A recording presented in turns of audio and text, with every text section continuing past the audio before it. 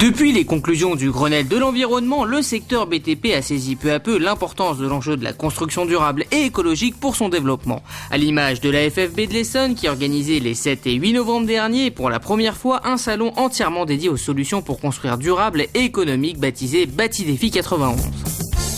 Diagnostic énergétique, pompe à chaleur, toit végétalisé, isolation ou encore panneaux photovoltaïques ont trouvé à travers les 50 exposants et 15 ateliers toutes les dernières innovations en matière de développement durable. Ouvert à la fois au grand public, aux professionnels et aux jeunes en formation, ce salon répond à ce qui est devenu une préoccupation nationale et la présence de nombreuses personnalités du monde de la politique et de l'économie lors de l'inauguration atteste de la prise de conscience de l'enjeu pour tous. Mais pour obtenir une diminution de 40% d'émissions de gaz à effet de serre dans les logements, la priorité est à mettre sur la formation, comme le souligne la secrétaire d'État chargée de l'écologie, Nathalie Kosciusko-Morizet. Je suis sûre que former les jeunes à des métiers du bâtiment, c'est une vraie réponse à l'emploi et c'est une vraie réponse à l'écologie. À l'emploi parce que c'est un secteur dans lequel on attend 200 000 emplois dans les suites du Grenelle de l'environnement. C'est un secteur qui va embaucher, c'est un secteur dans lequel ça va bouger dans les années qui viennent compte tenu des enjeux et compte tenu des moyens qu'on y met.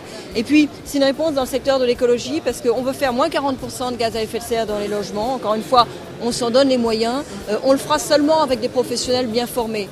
Trop souvent, on a des particuliers qui sont mobilisés, intéressés, qui essayent qui vont voir un artisan qui ne sait pas forcément répondre parce que c'est un peu nouveau.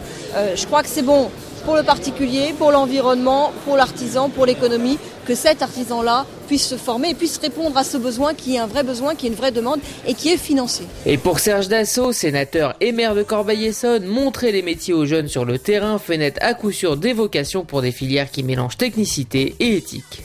J'ai demandé à tous les promoteurs de recevoir un certain nombre de jeunes dans leur construction de bâtiments ou leurs sous-traitants, de façon qu'on puisse apprendre au plus possible de jeunes les métiers, divers métiers du bâtiment, il y en a beaucoup. Organisé en plein cœur de la faculté des métiers d'Evry, ce salon était parcouru par de nombreux jeunes des centres de formation de l'Essonne, comme l'a souhaité Jean-Paul Bouget, président de la FFB 91. On a fait venir nos jeunes, disons, des centres de formation pour qu'ils puissent voir les nouveaux métiers et les nouveaux matériaux, disons, qui vont obligatoirement, disons, poser, disons, pour lorsqu'ils quand ils auront fini leur apprentissage.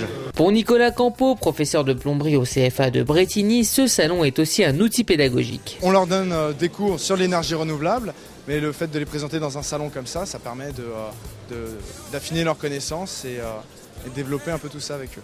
Utile pour les apprentis, mais aussi pour les professionnels de la construction, qu'ils soient artisans ou donneurs d'ordre. Progressivement, tous les acteurs du secteur savent que l'avenir du BTP se fera avec ces nouveaux métiers et ces nouvelles techniques. Ça a une place prépondérante dans notre activité puisque les normes actuelles ne l'imposent pas encore, mais très vite elles vont imposer l'utilisation des énergies renouvelables et puis des normes d'isolation et de performance énergétique qui impliquent l'utilisation de nouvelles formes d'énergie. Pour Didier Ridoré, président de la Fédération française du bâtiment, le mouvement vers le développement durable est désormais enclenché. Les pouvoirs publics ainsi que les grands, commercialisateurs d'énergie tels qu'EDF, Gaz de France, bien évidemment ont senti l'intérêt de ce sujet et aujourd'hui aident considérablement la filière.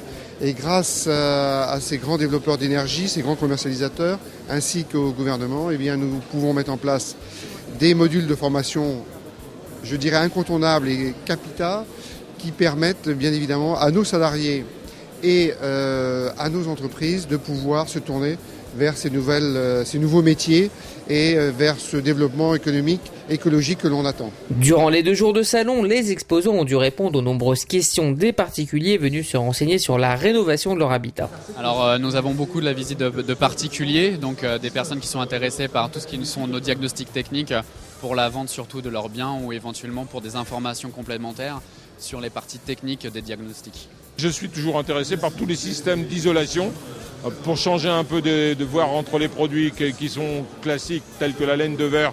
Il y a des produits à base de chanvre ou de papier recyclé et m'informer un peu sur ce qui se fait. Mobilisation de tous, affluence importante et volonté commune, autant d'ingrédients qui récompensent l'engagement de la FFB de l'Essonne pour une première édition de Batidéfi 91 qui donne le ton d'un avenir rassurant pour l'emploi dans le BTP.